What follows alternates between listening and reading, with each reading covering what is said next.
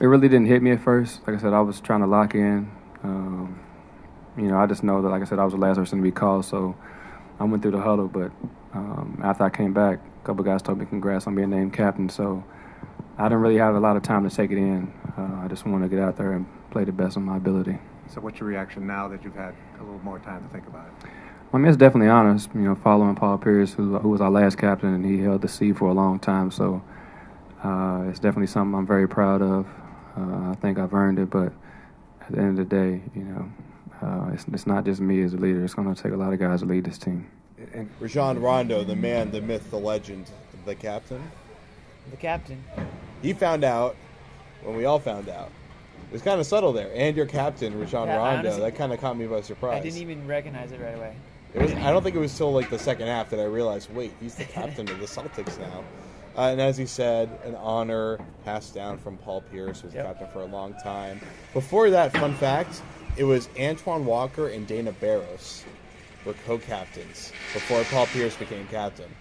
Was Pierce and Antoine ever co-captains? They were co-captains after Dana Barros, yeah. So, a special honor held by Dana Barros, held by Paul Pierce, held by Antoine Walker, held by Rajon Rondo. Yes. And he coincidentally was presented with the Kia Community Assist Award tonight. Yes. Brad Stevens said that Rondo, it's not just what he did on the court, it's what he did in the community, for the city, for the organization. He's now in that leadership role that was talked about so much last year. He is absolutely officially in that role right now. Well, that's what I think is cool about it is that, I mean, it's not at all about what he's done on the court because he hasn't been on the court. He earned the captaincy based on his attitude, I think, and his, and the merit of his achievement over the years. Sure, but because like Steven said, it wasn't like Stevens thought he couldn't give it to him. Right, I don't think exactly. That's what I mean. I don't think Brad Stevens went in and saying, "Oh, I'm going to give Rondo that C here," because he doesn't know Rondo, and it is Stevens' decision. It's his team. He doesn't feel like he needs to just give him the C just because he's the longest tenured Celtic or he's Rajon Rondo. I think the relationship that Rondo and Stevens have built together since Stevens joined the team, and just I assume the leadership role that Rondo's taken, in practice and off the court, and maybe he holds team functions, and we already know about the community stuff that he does around the city. I think all those things combined prove to Stevens, and I think his teammates probably already proved it to his teammates probably, but now he proved it to Stevens, and it was probably an easy decision for Stevens to say, yeah, you deserve this. I'm not gonna make it this big announcement and make it the big thing before the game, but yeah, you're the captain, and Rondo seems to be very honored to have that title. And what does it mean now? Because there's obviously all these trade rumors. Will they trade Rondo? Will they not trade Rondo? Well, are they going to trade him now? They're not going to trade the captain. Are they going to trade him right after they name him captain? I mean, that wouldn't make much sense, would it? I mean, well, it never made sense even before he was the captain.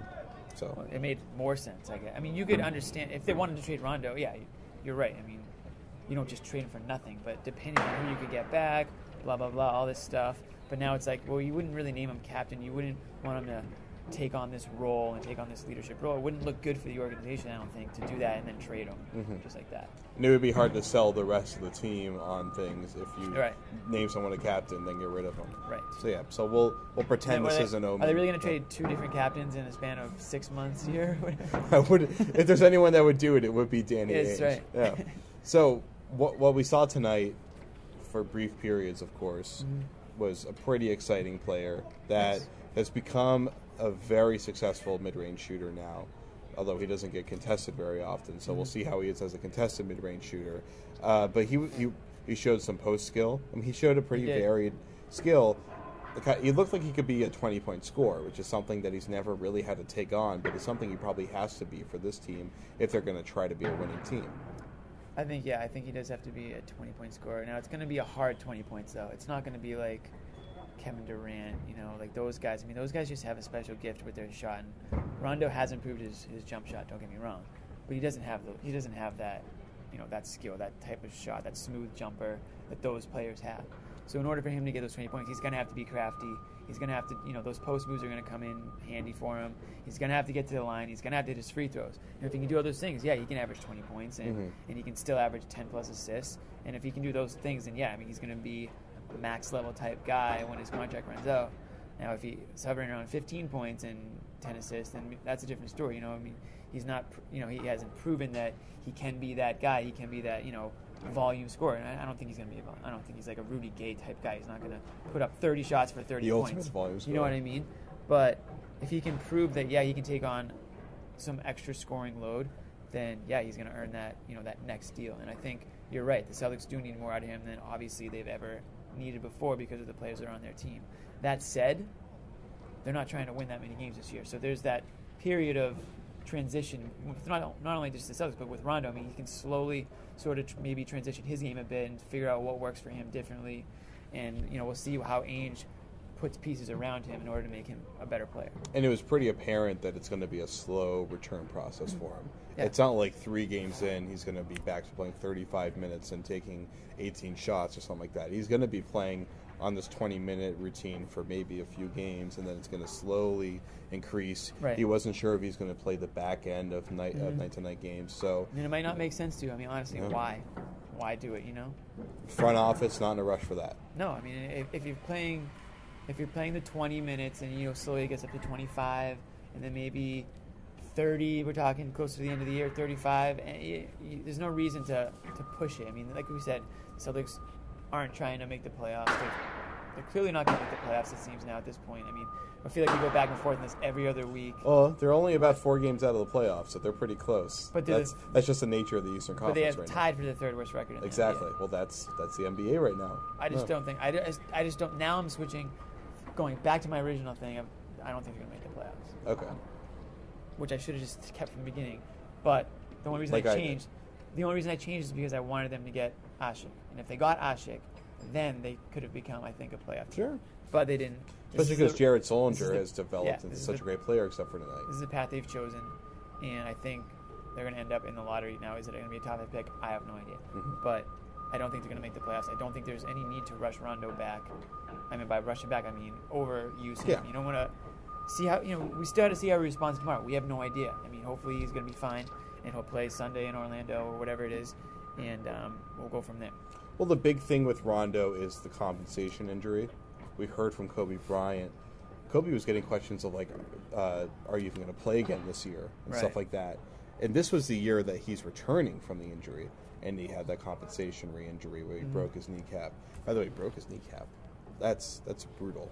That's bad. A brutal injury. Yeah. But I think that's like the only. There's just not having Rondo get re-injured, and then just like anything else, like tanking's below that. Everything's below that. Absolutely. His health is the first thing. Yeah, because like even if Danny Ainge doesn't want Rondo to be his long-term guy, which I still really do not believe, just based on on-court production, I don't see why that would be true. What? But even if you wanted, you don't think he's gonna? No, I'm saying I don't think Ainge wants to trade him. That's what I'm saying. Even if Danny wanted to trade him, there's just no value if he gets re-injured. There's absolutely, because even though he's still more valuable than trading Marshawn Brooks, you're not going to trade an injured Rajon Rondo with a depleted value. You'll get 50 cents in the dollar. Yeah, and you don't want 50 cents. You might as well keep him. Yeah. You should keep him. So. Unless it's Andrew Bynum. I don't think they're going to trade him. I especially don't think they're going to trade him this year. Listen, the Celtics aren't a team looking to do this like 5-year rebuilding process. I think the goal is to be a playoff contender in the next 2 years, and you can't trade away all your good players and be a playoff contender. You have to have a couple pieces, and I think an all-star point guard is a good place to start. I mean, he's 28 years old. Yeah, he's going to command a decent amount of money in his next contract, but you got all the free space. You can sign him. You should be able to sign another all-star player, right? I mean, or trade for one. In 2 years, you have almost unlimited cap Exactly. space. You got at least $20 million there. Now, I know the name Kevin Love comes up, but he's just like an example of a guy that you could pair with Rondo, and that's now there you are. You know what I mean? If you get rid of Rondo for a couple of draft picks and whatever in return, or a couple of filler guys that are going to expire, you have all these question marks. It's going to be, you can't just have draft picks for the rest of your life. Well, what's probably going to happen is they're going to draft Joel Embiid, and then they're going to sign LeBron in 2 years. Right. Then they get the swingman and the center that they need. That's probably plan A. That's what we do on the Garden Report. We build franchises and we build dynasties. Part 3 coming up, boxing out, baller of the night, Rondo talk. More Rondo talk. More Rondo talk. This is the Garden Report on Celtics Blog and CLNS Radio. I never told him. You never told him? No. I don't think I don't think it's I mean, maybe it's something I should have done, but I think it's something you earn through your effort, through your leadership, through your involvement in the community, and all of those things. And so yeah, he earned his captaincy. He didn't need to be named it by me.